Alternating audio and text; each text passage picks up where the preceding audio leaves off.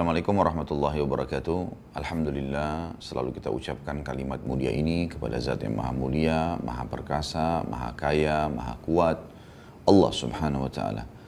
Dia telah menggantungkan segala nikmat yang Dia berikan kepada kita dengan mengucapkan kalimat yang mulia ini.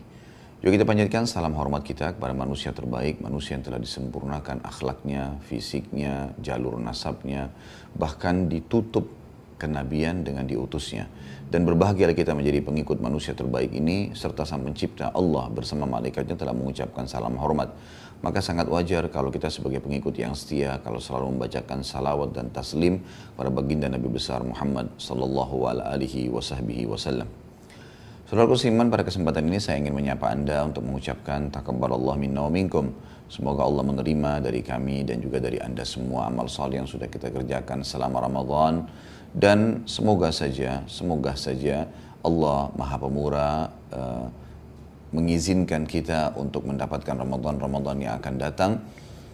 Tentu dengan keadaan berada di rehab keimanan, kesempatan untuk beramal saleh, dan insya Allah bisa menjadi tambahan amal kita pada hari kiamat di timbangan amal nanti. Dan juga pada kesempatan ini saya ingin mengucapkan jazakumullah khairan. Terima kasih banyak kepada seluruh pemirsa yang sudah mengikuti ceramah di YouTube. Baik itu dari Indonesia, dari Malaysia, dari Singapura, dari Brunei, dari beberapa negara juga yang menggunakan bahasa Melayu. Terutama orang-orang Indonesia tentunya yang ada di Indonesia dan juga yang ada di luar negeri. Saya mengucapkan jazakumullah khairan telah mengikuti ceramah ini. Mudah-mudahan saja ceramah-ceramah ini bisa bermanfaat buat Anda semua, menambah keimanan, menambah wacana, dan juga Allah mengikhlaskan niat saya dan niat Anda semua supaya ini betul-betul berada di rel jalan yang telah Allah Sang Pencipta inginkan. Dari sisi yang lain saya juga akan mengucapkan nasihat, sedikit wasiat untuk teman-teman kita yang mungkin tujuannya untuk mencari sebuah sensasi atau mungkin mendapatkan pendapatan di YouTube sehingga menarik cuplikan-cuplikan ceramah saya secara sengaja yang dipotong-potong, kemudian dibuatkan judul-judul yang bisa menghebohkan sehingga kesannya Khalid Basalamah ini adalah orang yang berbeda, sebuah aliran yang berbeda yang memang harus dijauhi oleh umat. Saudaraku seiman, teman-teman yang membuat ini, semoga Allah memberikan hidayah kepada Anda. Apa yang Anda dapatkan? Berapa dolar yang Anda terima dari YouTube? Dan berapa banyak permusuhan yang Anda lahirkan di tengah-tengah umat? Kalau Anda sampai menulis nama Khalid Basalamah memecahkan umat, Anda lah yang telah memecahkan umat. Cuplikan-cuplikan yang banyak dipotong seperti kata-kata kalimat Wahabi. Dari mana kalimat Wahabi ini?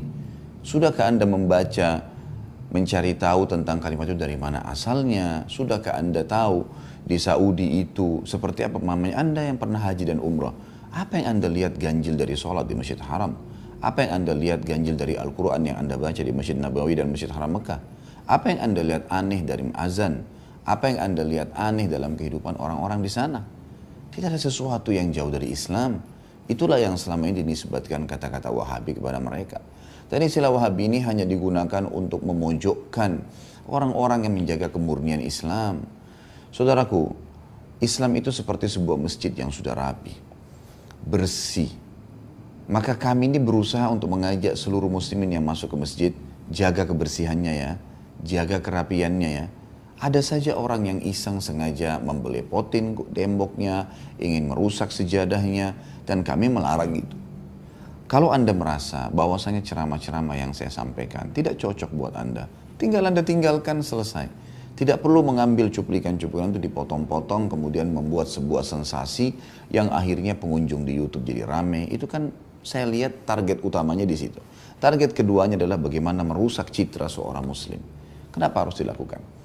Apa manfaat buat Anda? Apakah Anda bersedia untuk bertemu dengan saya pada hari kiamat dan akhirnya jadi masalah? Bisa saja pahala Anda pindah kepada saya. Apa manfaatnya buat itu semua? Tidak ada.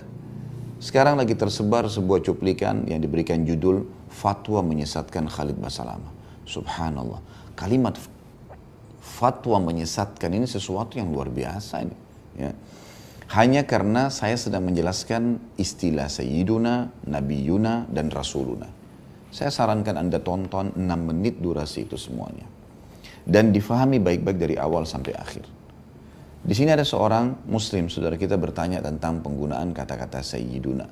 Lalu saya menjelaskan pada saat itu tentang perbedaan antara Sayyiduna, Nabiyuna, dan Rasulina. Dan yang saya katakan menyebutkan kata Sayyiduna merendahkan Nabi SAW adalah kalau bertemu dengan Nabiyuna dan Rasulina. Anda lihat baik-baik cuplikan itu.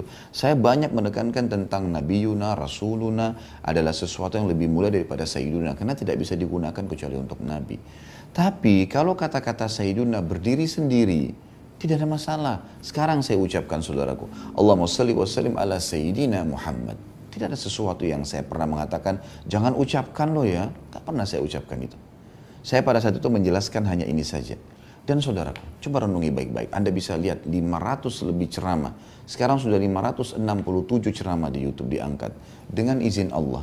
Itu ada kajian 37 episode atau 38 episode tentang sirah nabawiyah.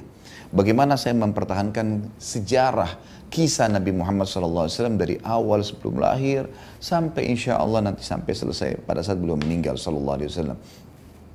Sudah diangkat juga serial sahabat Nabi Ridwanullahi alaihim. Ada 15 serial sahabat tablik akbar setiap bulannya.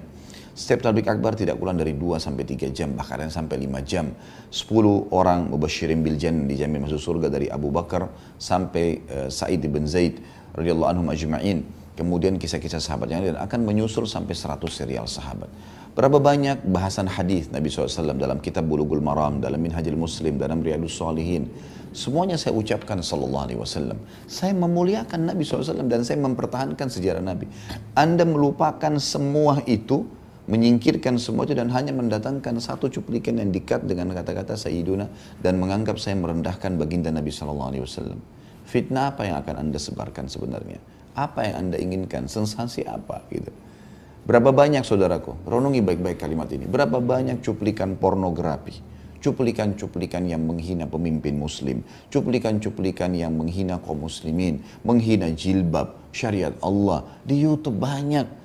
Film-film yang tidak benar banyak. Kenapa Anda nggak sorotin itu? Kenapa Anda sorotin ceramah yang sedang disampaikan? Ada juga di antara mereka mengatakan kalau masalah khilafiyah tidak usah diangkat. Saudaraku, ini pertanyaan. Tidak pernah saya secara pribadi membahas sebuah poin, tema, masalah khilafiyah. Tidak pernah. Kalau ada yang bertanya, sebagaimana Anda mau mengerjakan satu perbuatan dan Anda yakin itu adalah bagian yang Anda yakini, kami juga, negara kita negara demokrasi, kami juga bisa menyampaikan apa yang kami inginkan. Anda tidak suka, ya sudah. Ya, jangan perlu sampai dijadikan sebagai sesuatu yang menghebohkan. Karena memang ini masalah khilafiyah yang memang bisa diangkat. Kalau Anda melarang kami untuk mengucapkan, ya, berarti Anda memaksa kami untuk mendatangkan atau menerima pendapat Anda saja pribadi. Negara kita negara yang bebas untuk menyampaikan. Orang yang menyampaikan pendapat salah saja bisa menyampaikan pendapat mereka. Gitu. Jadi saudaraku, saya simpulkan adalah saya tidak pernah melarang kalimat kata-kata Sayyiduna. Dan saya mengucapkan sekali lagi, Allahumma salli wa sallim ala Sayyidina Muhammad. Tidak ada sesuatu yang salah. Dan yang saya titik beratkan di ceramah itu, karena saya mengucapkan, maka saya lebih tahu daripada Anda. Yang saya maksudkan adalah kalimat, kalau bertemu Sayyiduna, Nabiyuna, Rasulina, dahulukan ini. Dan bahasa saya yang dipotong di situ yang mengatakan, kalau mengucapkan Sayyiduna merendahkan Nabi SAW, kalau bertemu antara Nabiyuna, Rasulina, dan Sayyiduna, lalu Anda memilih kata-kata Sayyiduna. Itu saja. Tidak lebih daripada itu. Tentu saja saya secara pribadi mendoakan agar saudara-saudara ini mendapatkan hidayah. Dan saya berharap juga kaum muslimin tidak ada yang terpengaruh dengan masalah-masalah seperti ini. Dan Anda bisa mengikuti semua ceramah-ceramah saya. Dan saya pribadi, manusia biasa. Kalau Nabi Adam alaihissalam saja bisa berbuat salah, sudah lihat malaikat di depan matanya, disuruh sujud oleh Allah, maha murah dan maha tinggi, kemudian bisa berbuat kesalahan, digoda oleh iblis. Kalau Nabi Yunus alaihissalam bisa meninggalkan kaumnya, walaupun nanti akhirnya kembali kepada kaumnya, lalu Allah hukum dimasukkan dalam perut ikan paus. Kata Allah, kalau bukan dia termasuk orang-orang yang banyak bertasbih, maka kami akan tinggalkan dia di perut ikan itu sampai hari kiamat. Kalau ini semua menandakan kalau nabi-nabi saja bisa berbuat salah. Di zaman Nabi SAW ada sahabat-sahabat yang berbuat salah lalu dihukum. Saya Khalid Basalam manusia biasa bisa berbuat salah, saudaraku. Ingatkan, yang penting kita berada di rel ukhuwah, persaudaraan Islam. Bukan saling memusuhi Islam satu sama yang lain. Berapa banyak di negara kita sekarang Islam sama Islam diberantemin sehingga akhirnya orang-orang non-muslim lah yang menonjol. Bukankah sudah banyak hal-hal yang bisa kita ambil pelajaran dari kejadian di Indonesia, saudaraku? Mungkin begitu. Anda tonton ceramah Khalid Basalamah cocok, alhamdulillah. Ada yang salah, ingatkan. Tidak cocok, jangan ditonton. Selesai. Tidak ada sesuatu yang mesti dijadikan sebagai hal yang besar. Allahu a'lam. Mudah-mudahan Allah Subhanahu wa taala menyatukan kita semua dalam rehab keimanan, ukhuwah, saling mengerti dan saling menasihati dengan baik, menjalankan sunnah baginda Nabi sallallahu alaihi wasallam, unsur akhaka zaliman aw madluma. Tolonglah saudara muslim dalam keadaan berbuat zalim atau dia terzalimi. Karena ini penting sekali supaya kita bisa meluruskan kesalahan saudara kita dan juga kita meminta maaf kalau kita salah. Kata para sahabat, ya Rasulullah, bagaimana kami meluruskan orang yang sedang berbuat zalim? Bagaimana kami menolongnya?